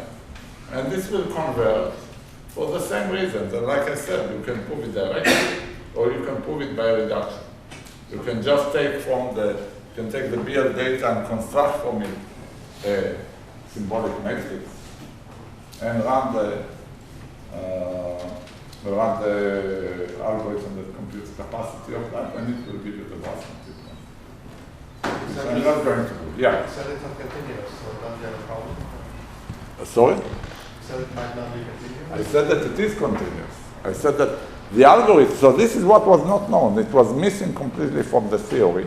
In fact, they struggled to show, given even just bounding, suppose I tell you it's finite, give any bound, there was no bounds. It just knew, finite was finite. And then the other question they needed to deal with in the nonlinear case, I perturb B a little bit. Say I have the bar, I have the constant for B and P, and I perturb this a bit by epsilon in some norm. How much does it remain finite? But let's say it remains finite. How much different, bigger can it be? There were no bounds. And this implies exponential bounds in the appropriate whatever. But I'm not going to get. Anyway, we can get bounds. Very explicit bounds, probably the best possible bounds for that. So all using this. In fact, we get more. I mean, we can actually prove some of this. I mean, the algorithm really sort of proves this characterization. It gives another proof of this characterization. But I'm not going to, because, I mean, maybe you see it. What is the connection? So I told you this is capacity, right? This is double stochasticity. What is this? What should this remind you of in the operator scaling world? Yeah, rank decrease, exactly. So non-rank decrease. Right, the Kohn or Govitz condition. Yeah? There is a direct translation. So the proof here is quite complicated. The proof, well, you can say that Kohn's theorem, but anyway, there is an alternative proof of this characterization that follows from all we know about operator scaling. And the algorithm is this algorithm. So, very good. 10 minutes. Any questions? So what is known about the other direction? The other direction of what? So you look in this first complete and you want to get at least the products, so most products. So there's inequality? Very good. That's a very good question. And in fact, I cheated you a little bit when I said that all of these things I didn't list even here are all special cases of class complete, because there is a reverse class complete inequalities that were introduced by Barth. And it's not as clear, but there is a reverse thing, and you can study its constant, and you can prove everything that is proved for this, proof for the reverse. I mean, I'm not stating it, but there is a reverse type. And some of these inequalities are actually special cases of the reverse. Yeah, so there's a paper you can talk about. Could you recap where we are getting so you digress to the inequalities, and now you gave an algorithm for testing whether the construct is finite, and now you somehow get back to operator scaling. No, I didn't. No, so let me actually summarize what I did. So in the last hour, after we were done with the invariant theory and the bounds and this style, I moved to just another application of the operator scaling thinking, and actually the operator scaling result. And it's until now it was just algebraic. Most of the problems came from algebra. It turns out that there is this completely different field in analysis, which is this family of inequalities, Grassmann inequalities. And in this world, there is a question that is completely analogous to the question we answered in the algebraic world. In the algebraic world, we hypothesize or conjecture an algebraic identity, we want to prove it, and we think about the complexity of this task, right? And in the analytic world, they are the same business, only they work with inequalities, and they are faced with an inequality and a computation of boundaries. These are the inequality of what's the best constant. So for this family, very large family of inequalities, it turns out that the techniques of operator scaling just suggest themselves. So they give computational answers, efficient answers of the same nature. We get polynomial time algorithms to compute the important, to answer the important questions in this theory, whether there is an inequality, what's the optimal constant in this inequality, and establish continuity, which was. So some questions that are basic and what I don't know follow from this operator scaling algorithm. I did shows a connection to operator scaling directly, but I think everything was suggested that objects that appear here in the structural theory are very similar to objects that appear in the operator scaling world. And moreover, this suggestion immediately suggests an algorithm, right? And this is the algorithm. It's an alternate minimization algorithm applied to the data of these inequalities. So, because of this, algorithm we had, we have another algorithm in the analytic world which solves these basic questions, and moreover, as I mentioned, also gives different proofs of some of the structural results. Assume that we have a point on the border of that region identified by Brenner transformed tower. Yeah. Is there any formula for the constant DL for such points? Yes. Yes. So you get for the closed form, you get it also for the bound. Does it include just exponentiation or what? The formula? Well, the algorithm gives it. So when I say give the is it complicated, the formula? No, it's not the formula. The algorithm approximates it arbitrarily well. Yeah. So first of all, it determines finiteness, right? Yes. And so you know if it's finite or not. And if it's finite, you can approximate it up to a polynomial precision. So up to a factor of 1 plus 1 over n to the 100. But without any simple formula? No. The simple formula is here. This is not a simple formula. It's a non-convex optimization. You don't expect a formula. It's a non. Well, I don't know. For your inequality, you had the formula. What? For your inequality, you had the formula. For specific, if I tell it, well, okay, you're right. Actually, it's for some specific ones. Okay, so. And I still don't expect a formula, but you may expect a formula.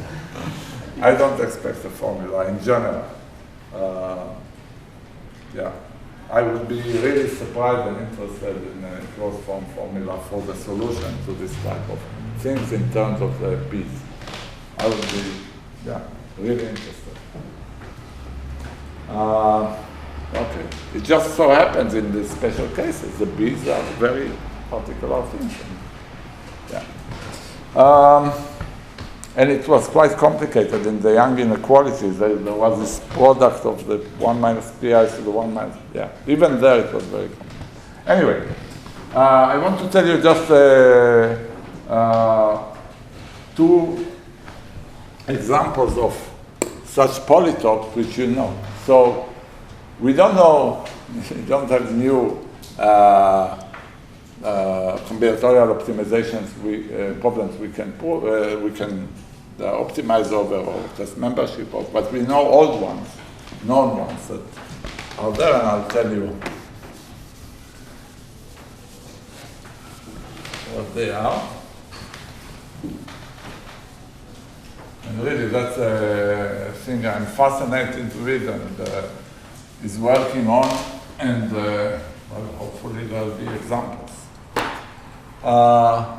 So what is so I want to talk about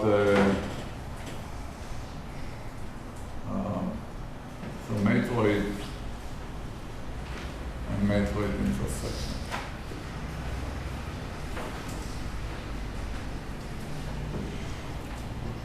I want to talk about these two polytopes, and here the input is a matrix, is an n by n matrix, so V1, V2, Vn. Okay, and what you want to know, the polytope, this is let's call it n. So the polytope of n is simply the convex hull of the characteristic vectors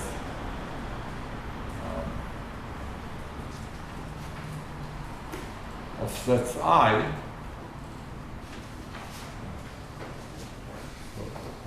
how?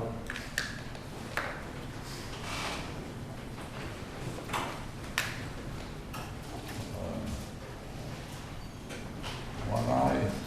Eyes linearly independent. So let's say, I mean, no loss of generality. Let me assume that it's a full dimension. It's a full dimension. There are some n linearly independent columns in this matrix.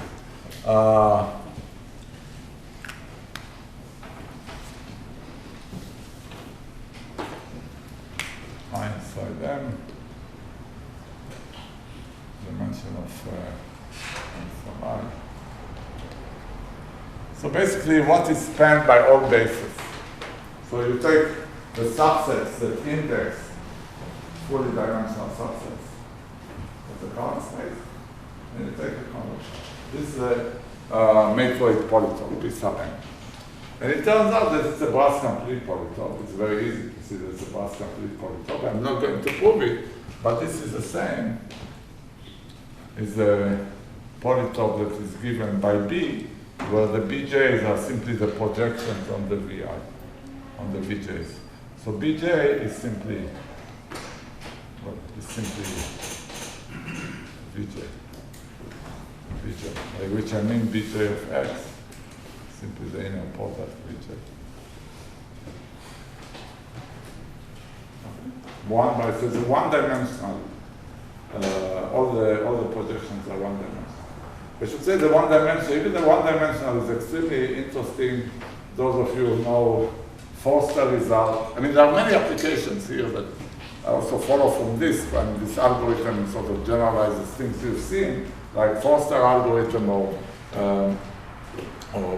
Bart's algorithm, the general is Forster. I'm talking about the Forster result that has to do with sun rank and putting a matrix in a particular isotropic position. So it's a special case of this algorithm. And there are many other applications that I'm not talking about to locally decodable codes and to of this even the one-dimensional, certainly the higher dimensional that are recent. To locally decodable codes, to combinatorial geometry. There's a very nice paper of Zev Dvir and Ankit Garg and Rafael Oliveira, maybe somebody else. Anyway, there are lots of connections. So even these sort of simple cases are very useful, and some of them you've seen in other contexts, so it generalizes various things you know. Matrix intersection is the most complex combinatorial optimization problem that I know fits in this framework. I'm sure others will, but this. So what is this? Here I mean, it's a thing that generalizes bipartite meshing. Here the polytope. So here you are given two matrices, M1 and M2. Maybe here you have the VI. You have the UI. And what you say? And here the polytope is, so it's a matroid intersection. You want it to care only about sets I, which are full dimension both in the first and in the second matrix. So here the PM1, M2 is simply the convex R of one I, so that both the dimension of M1 I's and dimension.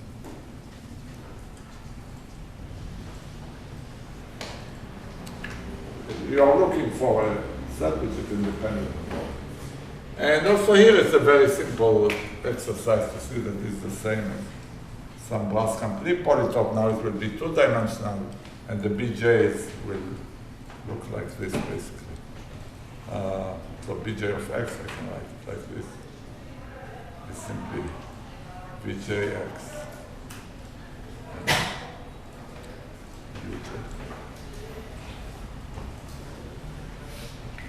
So that's the projection to two dimensions. And you can check that these two polygons are the same, so you can do in polynomial time, what we anyway knew how to do in polynomial time, namely compute membership, etc. operations. So even though, you know, it says make exponentially many, in both cases, exponentially many vertices and exponentially many functions.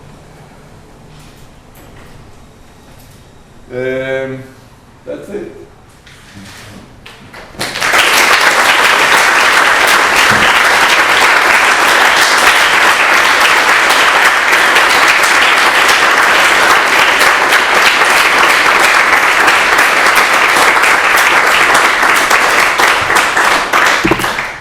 Questions? Gives you continuous algorithms for metric sections. This gives you continuous algorithms. Yeah, but there is better ones, combinatorial algorithms. So as I said, yeah, I mean this just to seduce you to find other applications. Like one thing I tried, general matching, to put general matching as a Bras complete polytope, the Edmond polytope to make it a Bras. I don't know how if it's possible. Well, it will be interesting both ways. So for finding applications or finding low bounds, showing that this, like you find low bound for example, like we find low bound for Bras complete polytopes. Yes? So in the first part of the operator scaling, you've got R and C. Yeah. And now you've got many R's, but only one C. Right. Are there It's examples where you might have multiple ones on the left and the right? Yeah, there might be, although it will be, so there are all group actions. Here the product of GLN-J's on the left and one GLN on the right. It's possible, it just gets more complicated. The context for the reduction, I mean, it's a lot with hindsight, but both this setting of many ones on the left and one on the right, and operator scaling with one on the left and one on the right, are special cases of what's called in representation theory quiver, the theory of quiver representations. And some of you heard it, I'm sure some of you know more about it than me, but I'll just say that the Bras complete case, and here's the operator scaling case, quiver representations, I'll just say one word about it. What's a quiver in English? Yeah, it's where you put your arrows in. So that's what mathematicians always use to call directed graphs. Arrows. It's a collection of arrows is a directed graph. That's what they do. And here, in the Bras complete case, the directed graph that Bras complete data, the BJs correspond to, are this B1, B2, Bm. There's n here, and this is n1, these nj's. These are linear maps. That's how they draw them, and they study representation theory of them. I'm not going to explain it now, but it's related to things we've seen. And the one here is this one. In the operator scaling case, it's just n by n matrices, A1, A2, An, will be different. And the reduction we do is the reduction of this quiver to this quiver. It turns out that Dirksen has a general reduction. In fact, there is a completeness theorem, although they don't talk about it like this there. This is the most general quiver. Every quiver directed as cyclic quiver, and that's why it's sorry, whoever asked a question about left-hand pole, yeah? It's interesting with having left and right. But anyway, any directed as cyclic graph can be reduced to this one. So operator scaling, the problem we solve is in some sense the most general we can solve in this context of quiver representation. In this matter intersection problem, what is the real constant exactly? I don't think that's One, this is a geometric setting. oh. So what is the optimization problem that? The optimization problem is like, well, the membership problem is I give you a point and I ask you this in this point. The optimization, I give a direction and ask to, so you are given a linear function you want to optimize in this polytop, and that's So you mentioned this extension complexity question. Like, is it even clear that any polytope has a cross-country extension? Yes, that's a very good question, and I thought about this, and I think the answer is yes, for trivial reasons, but I'll check myself, yeah. What was the question? Is whether it's complete, whether every polytope is a Bus-complete polytope of some. Conceptual metric polytope for an arbitrary metric? What? Metric polytope for an arbitrary metric? Arbitrary metric, not linear. Yeah, I don't know, it's a good question.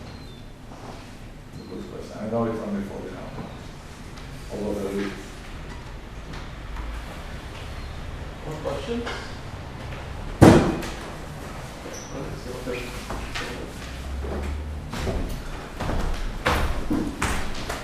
So on behalf of organizers, I would like to thank Avi for coming here and giving this great sequence of tutorials.